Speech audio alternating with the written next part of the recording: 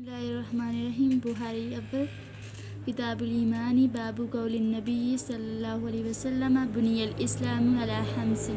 बिस्मिल्लाहिर्रहमानिर्रहीम। इस बात का बयान कि इस्लाम कौल भी है, फेल भी है, वो बढ़ता भी है और घटता भी है। अल्लाह ताला ने कुरान मजीद में मुतअद्दिद जगह इरशाद फरमाया, आए ताकि मुमिनीन के पहले ईमान पर ईमान की और ज़्यादती और हमने उनको और ज़्यादा हदायत दी। जो लोग हदायत याफ्ता हैं अल्लाह इन्हें मज़ीद हदायत अता करता है। जो लोग सीधी राह पर हैं इन्हें अल्लाह और ज़्यादा हदायत दे दी और परहेज़गारी अनायत की। अल्लाह बुजुर्ग व बरतर का फरमान है कि तुम में से किसी के ईमान को उस सूरत में बढ़ा दिया कि वो लोग हैं जो ईमान लाए हैं, और उस सूरत ने उनको यकीन में इजाफा भी कर दिया। यानी सूरह आल इमरान में आया ना कि जब इन्हें डराया तो उनका ईमान और बढ़ गया, और सूरह अहज़ाब में है उनके यकीन और इताअत ही में इजाफा हुआ और अल्लाह के लिए दोस्ती और अल्लाह के लिए दुश्मनी ईमान ही में दाखिल है। और उमर बिन अब्दुल अजीज ने अदी बिन आदी को लिखा था कि ईमान के कुछ फ़राइज़, कुछ ज़ाब्ते, कुछ हदें और कुछ सुनन हैं। यानी ईमान के लवाज़मात में कुछ अवामिर, कुछ नवाही और कुछ सुनतें दाखिल हैं। ये समझा रही हूँ। यानी फिर जिसने इन चीज़ों की तकमील कर ली उसने ईमान कामिल कर लिया, और जिसने इसमें कोताही की उसने नामुकम्मल रखा। और अगर इनमें ज़िंदा रहा मैं तो इन सब को तुमसे खोलकर बयान भी करूँगा ताकि तुम इन पर अमल पैरा हो सको। और अगर मैं मर गया फिर वाक़या यह है कि मैं तुम्हारी हम नशीनी का ख्वाहान नहीं हूँ।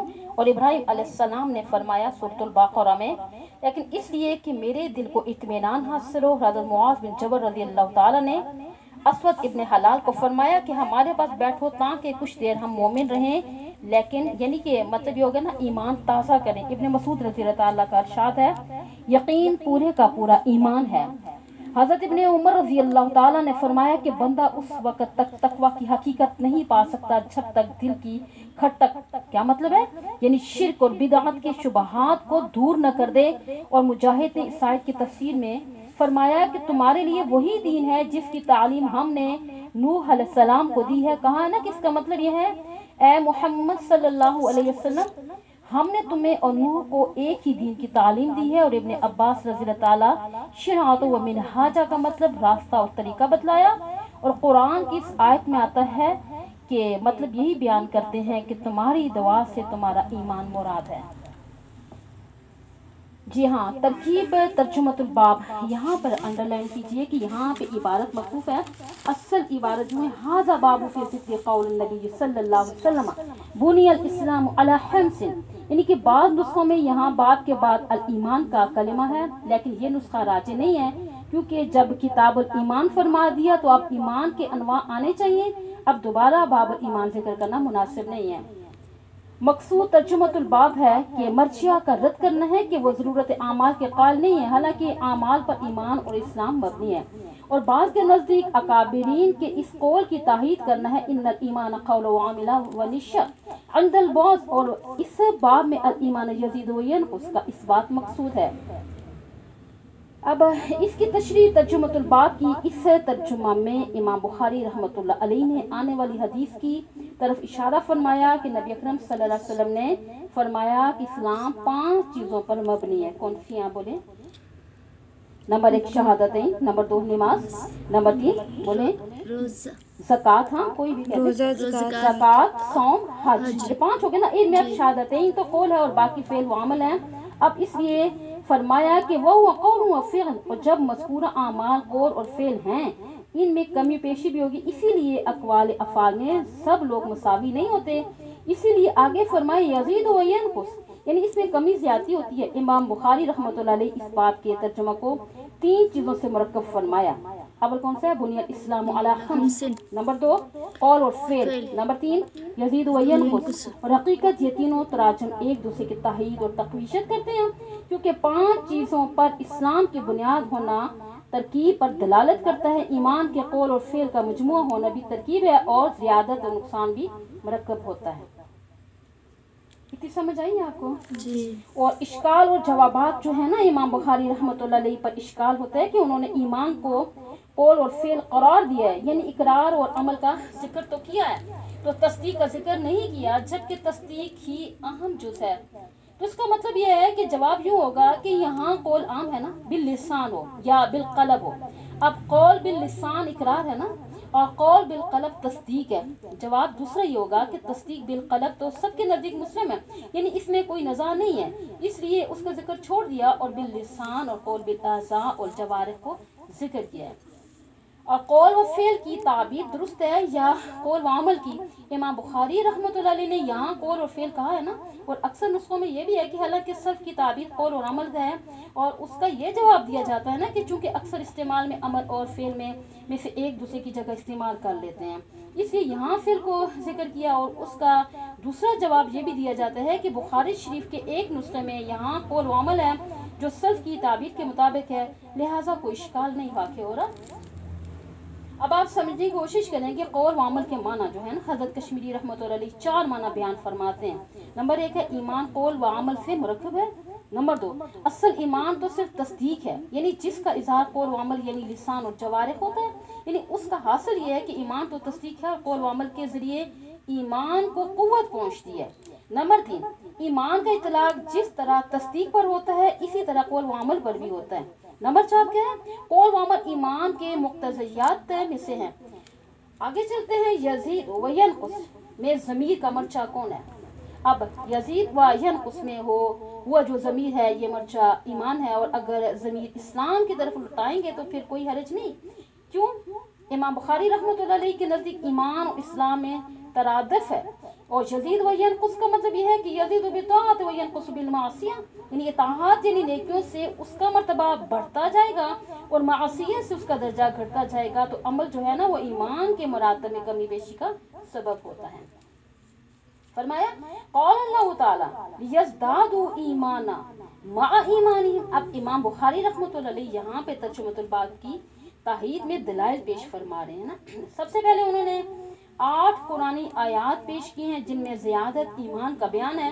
جب ان آیات سے زیادت ثابت ہوگی تو نقصان بھی ثابت ہوگا، اس لیے کہ زیادت مستلزم ہے نقصان کو. اب زیادتی اس چیز میں ہو سکتی ہے جس میں نقصان ہو سکتا ہے نا، اور ہم کہتے ہیں نہیں، احناف کہتے ہیں کہ یہاں نفس ایمان اور تصدیق میں زیادتی مراد نہیں ہے بلکہ آثار ایمان میں زیادتی مراد ہے. اور آثار ایمان کا مطلب ہے نور ایمان اور انشراح صدر میں اضافہ. تو مذکورہ آیت غزوہ حدیبیہ کے موقع پہ نازل ہوئی تھی جب مسلمانوں کو غلط اطلاع ملی نا کہ قریش مکہ نے حضرت عثمان رضی اللہ تعالیٰ عنہ کو شہید کر دیا ہے، تو آپ صلی اللہ علیہ وسلم نے حضرت عثمان رضی اللہ تعالیٰ کا بدلہ لینے کے لیے صحابہ کرام کو جنگ پر آمادہ کیا اور بیعت علی الجہاد لی. اور بیعت کی خبر سن کر قریش خوفزدہ ہو گئے اور صلح کے لیے کوششیں شروع کر دیں. تو آپ صلی اللہ علیہ وسلم صلح کے لیے تیار ہو گئے. بالآخر صلح ہوئی، اور جسے صلح حدیبیہ کے نام سے یاد کیا جاتا ہے نا. تو یہ ایمان کا اثر تھا کہ صحابہ کرام میں یعنی کسی قسم کی تیاری کے بغیر آپ صلی اللہ علیہ وسلم کے حکم سے جہاد کے لیے تیار ہوئے. جب جذبہ جہاد سے سرشار تھے تو آپ صلی اللہ علیہ وسلم کے حکم سے بظاہر یعنی کہ ناموافق حالات میں صلح کا لیے جہاد کا ارادہ ترک کر دیا. تو قرآن مجید کی اس آیت میں آتا ہے نا هو الذی انزل السکینہ فی قلوب المؤمنین لیزدادوا ایمانا مع ایمانہم سے مراد یہ ہے کہ وہ پہلے جو عزم علی القتال کیا تھا نا وہ بھی ایمان کا اثر تھا، اور اب جو ترک قتال کیا ہے یہ بھی ایمان کا اثر تھا. حالانکہ مذکورہ دونوں کام مشکل تھے، تو یہاں ایمان کے اثر کی زیادتی مراد ہے. وَزِدْنَاهُمْ هُدًى یہ آیت سورہ کاف میں آتی ہے نا.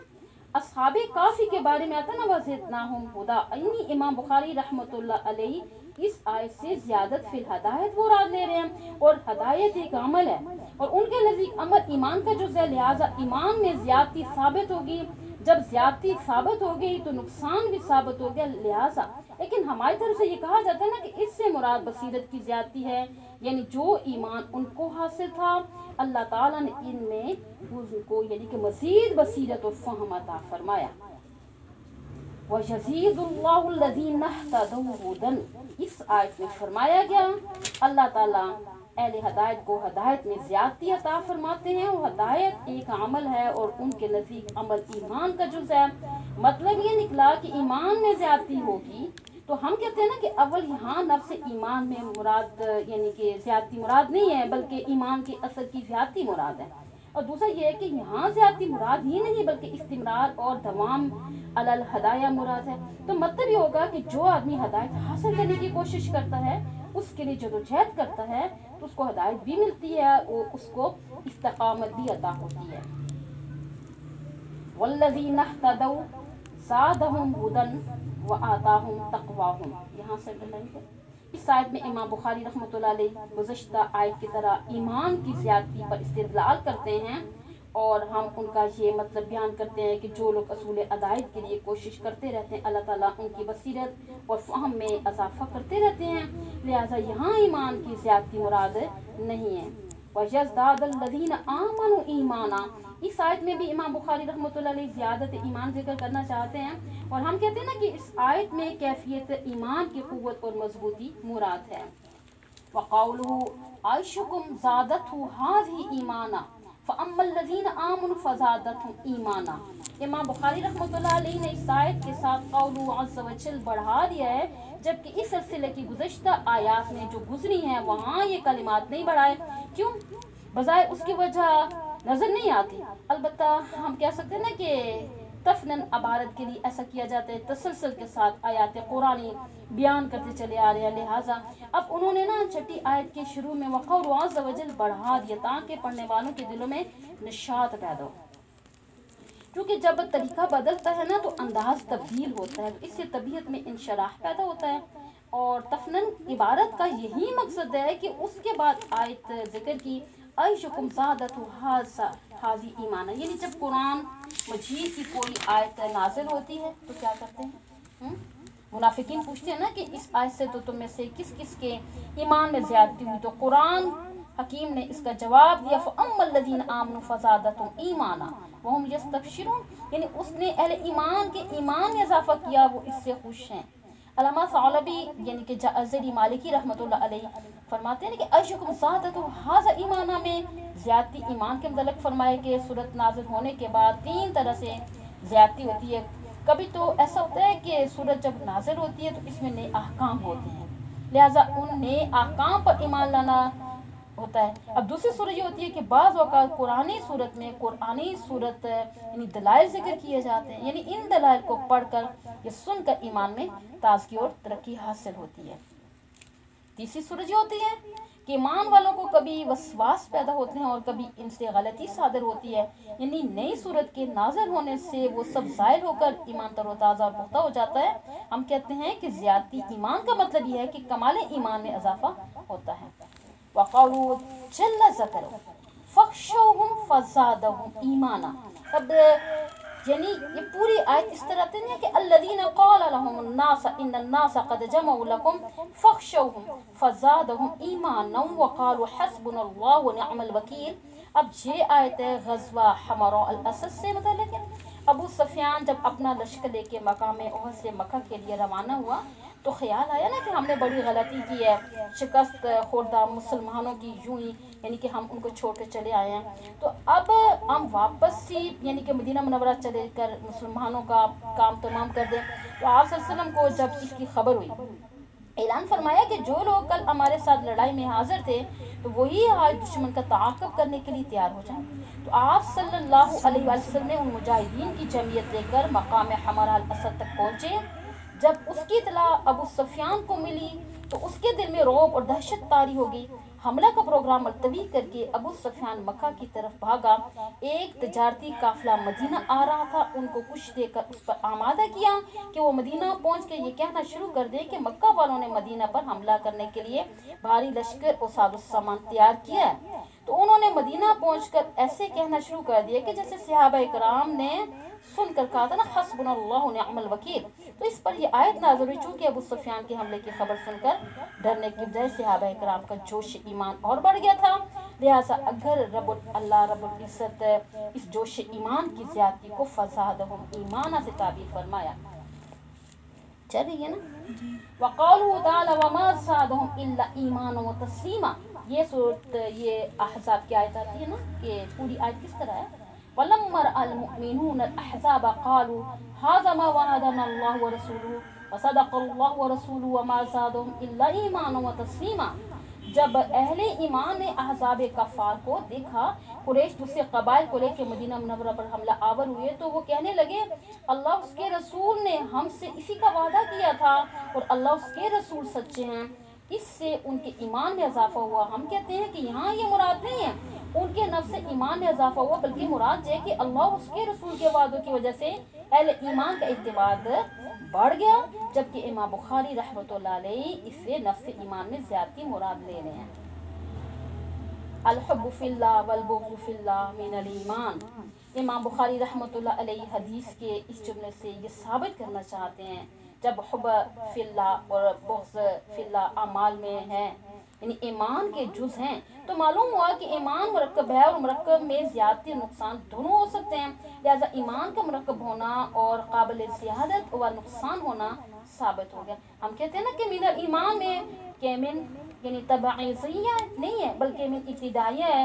اب اس صورت میں مطلب ہوگا کہ حب اور بغض فی یعنی کہ ایمان کے متعلقات میں داخل ہے، اور اگر امام بخاری رحمۃ اللہ علیہ کے حسب منشا من کو یعنی تبعیضیہ مان لیں تو پھر ہم ایمان کامل ایمان مراد لیں گے جس کے مرکب ہونے میں کسی کو اختلاف نہیں ہے۔ اور امام بخاری رحمۃ اللہ علیہ اس اثر سے نا یہ ثابت کر رہی ہیں کہ ایمان میں فرائض، شرائع، حدود اور سنن داخل ہے، لہذا ایمان مرکب ہے۔ جب ایمان مرکب ہوا تو قابل زیادت و نقصان ہونا ثابت ہو گیا، تو یہ کہنے میں ہم آپ کو بچانے ہوں گے کہ الایمان یزید و ینقص۔ ہم کہتے ہیں نا کہ حضرت عمر بن عبدالعزیز رحمۃ اللہ علیہ یہاں ان چیزوں کو ایمان کامل کا جز قرار دے رہے ہیں، کیوں؟ آخر اس میں آتا ہے نا کہ اس کے الفاظ ایمان کامل کے مرکب ہونے میں کسی کو اختلاف نہیں ہے۔ تو سیدنا عمر بن عبدالعزیز رحمۃ اللہ علیہ نے اپنے مکتوب کے آخر میں فرمایا تھا کہ اگر میں جیتا رہا تو اس کی تفصیلات بیان کروں گا تاکہ تم جان لو اگر میں زندہ نہ رہا تو تم مجھے یعنی کہ مجھے تمہارے ساتھ جینے کا کوئی شوق نہیں ہے۔ آگے چلتے ہیں۔ وقال ابراہیم ولکن لیطمئن قلبی۔ حضرت ابراہیم علیہ السلام نے اللہ تعالیٰ سے عرض کیا تھا ربی ارنی کیفا تحیی الموتى۔ اس پر اللہ تعالیٰ نے فرمایا کہ اولم تؤمن، تو حضرت ابراہیم علیہ السلام نے جواب دیا بلا ولکن لیطمئن قلبی۔ امام بخاری رحمۃ اللہ علیہ اس سے حضرت سعید بن جبیر رحمۃ اللہ علیہ، حضرت مجاہد رحمۃ اللہ علیہ کی تفسیر کی طرف اشارہ کرنا چاہتے ہیں۔ حضرت سعید بن یعنی کہ جبیر رحمۃ اللہ علیہ اس کی تفسیر میں فرماتے ہیں نا یزداد یقینی۔ حضرت مجاہد رحمۃ اللہ علیہ نے اس کی تفسیر میں فرمایا کہ لا زادہ ایمانی سے کی ہے، لہٰذا اس سے امام بخاری رحمۃ اللہ علیہ زیادت ایمان ثابت کر رہے ہیں۔ ہم کہتے ہیں کہ یہاں حضرت ابراہیم علیہ السلام کے کلام میں زیادت نفس ایمان مراد نہیں بلکہ مشاہدہ کیفیت احیاء موتا کے شوق اور اضطراب کو اطمینان میں تبدیل کرنا مراد ہے۔ سمجھ آ رہی ہے نا؟ آگے چلتے ہیں۔ وقال معاذ اجلسا بنا نؤمن ساعہ۔ امام بخاری رحمۃ اللہ علیہ حضرت معاذ رضی اللہ تعالیٰ کی اس اصل سے زیادت ایمان میں استدلال کر رہے ہیں نا، اس طرح ہے کہ اس کو اصل ایمان پر تو محمول کیا نہیں جا سکتا۔ کیوں؟ کیونکہ اس لیے کہ حضرت معاذ رضی اللہ تعالیٰ عنہ کو ایمان پہلے سے حاصل تھا نا، لہٰذا اس کو زیادت ایمان پر ہی محمول کیا جائے گا۔ ہم کہتے ہیں کہ یہاں زیادت پھر ایمان مراد نہیں بلکہ ایمان کی تجدید اور اس کی تر و تازگی مراد ہے۔ حضرت معاذ رضی اللہ تعالیٰ عنہ فرما رہے ہیں کہ ہمارے ساتھ بیٹھو، اللہ اس کے رسول اور آخرت جنت کے ثواب اور آخرت کے عذاب کا تذکرہ ہو جائے تو اس سے ایمان میں تر و تازگی آئے گی۔ وقال ابن مسعود الیقین الایمان کلہ۔ حضرت ابن مسعود فرماتے ہیں نا کہ یقین کل ایمان ہے۔ امام بخاری رحمۃ اللہ علیہ لفظ کل سے استدلال فرما رہے ہیں کیونکہ جس کا یعنی کہ ہوگا نا اس کا جز بھی ہوگا جس کا کل ہوگا۔ اب اس سے ایمان کا مرکب ہونا اور قابل زیادت و نقصان ہونا سمجھ میں آتا ہے۔ ہم کہتے ہیں نا کہ یہاں یقین سے اہل معرفت کا یقین مراد ہے جو ریاضت اور مجاہدات کثیرہ سے حاصل ہوتا ہے۔ تو حضرت ابن مسعود رضی اللہ تعالیٰ عنہ یہ بتانا چاہتے ہیں کہ کامل ایمان وہ ہے جس میں اہل معرفت والا یقین ہو۔ اس تعبیر کی صورت میں یہ احناف کے خلاف نہیں ہے کیونکہ ان کے نزدیک بھی ایمان کامل کے لیے بہت سی چیزوں کی ضرورت ہوتی ہے۔ وقال ابن عمر لا يبلغ العبد حقیقت التقوی حتى يده ما حاق في الصدر۔ حضرت ابن عمر رضی اللہ تعالیٰ عنہ فرماتے ہیں بندہ تقوی کی حقیقت کو نہیں پہنچ سکتا اس لیے کہ ان باتوں کو چھوڑ دے کہ جو اس کے دل میں کھٹکتی ہیں۔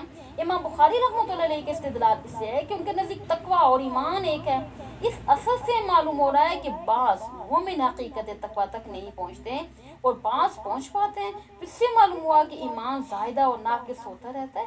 ہم کہتے ہیں کہ تقوی اور ایمان کو ایک قرار دینا درست نہیں، کیونکہ تقوی عین ایمان نہیں بلکہ ایمان کا اثر ہے. وقال مجاہد سبیلا وسنہ. امام بخاری رحمۃ اللہ علیہ آیت قرآن شرع لکم من الدین الآخر کرتی ہوں نا، اس کی تفسیر میں فرما رہے ہیں کہ یعنی اے محمد صلی اللہ علیہ وسلم، آپ کو نوح علیہ السلام کو ہم نے ایک ہی دین کی وصیت کی ہے. تو اللہ تعالیٰ نے جمیع انبیاء کرام کا ایک دین قرار دیا ہے. حاصل یہ ہے نا، اس آیت میں دین کو واحد کہا گیا. لیکن قرآن مجید کی ایک اور آیت ہے نا، لِكُلِّ جَعَلْنَا مِنْكُمْ شرعۃ و منہاجا، یعنی کہ ہم نے تم میں سے ہر ایک کے لیے مختلف طریقے اور راستہ مقرر کیا ہے. حضرت ابن عباس رضی اللہ تعالیٰ نے منہاجہ کی تفسیر میں راستہ اور طریقہ سے کیا ہے. اس سے معلوم ہوا کہ دین تو ایک ہے لیکن شرائطیں مختلف ہیں. تو یہاں امام بخاری رحمۃ اللہ علیہ مذکورہ دونوں آیات کی طرف اشارہ فرما کر اپنے دعویٰ کی دلیل اس طرح پیش کرنا چاہتے ہیں کہ جب دین ایک ہونے کے باوجود ہر ایک کا طریقہ یعنی شرائطیں مختلف ہیں تو دین ایمان کے اصول میں یعنی اتحاد ثابت ہوا. تو فروع میں اختلاف لیکن پھر بھی اللہ تعالیٰ ایک دین فرما رہے ہیں. تو معلوم ہوا دین ایمان کوئی مرکب چیز ہے اور اس میں کمی زیادتی ہوتی رہتی ہے. ہم کہتے ہیں کہ کمی و پیشی کمال دین اور کمال ایمان میں ہوتی ہے، نہ کہ نفس دین اور نہ نفس ایمان میں. دعاؤکم ایمانکم آیت قرآنی میں آتا ہے نا، قل ما یعبؤ بکم ربی لولا دعاؤکم. اب اس آیت میں جو کلمہ ہے نا دعائکم ہے، اس کی تفسیر میں ایمانکم سے کی گئی ہے. اس تفسیر کی روشنی میں آیت کا مطلب یہ ہو کہ اے اہل کفر، تمہاری حرکتوں، فساد، استہزاء اور انکار کا تقاضا یہ ہے تمہیں ہلاک کر دیا جائے. لیکن تم میں سے کچھ لوگ ایمان والے ہیں، ان کے ایمان کی بدولت تم پر عذاب نہیں آ رہا. امام بخاری رحمۃ اللہ علیہ کے استدلال یہاں ایمان حکم کی تفسیر سے ہے.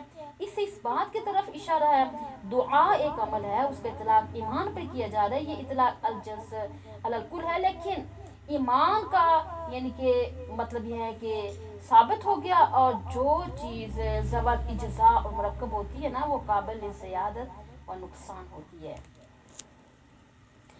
چلتے آگے. ہم کہتے ہیں کہ دعا ایمان کے متعلقات میں سے اجزاء میں سے نہیں ہے. آگے حدیث آتی ہے حدثنا عبید اللہ بن موسیٰ.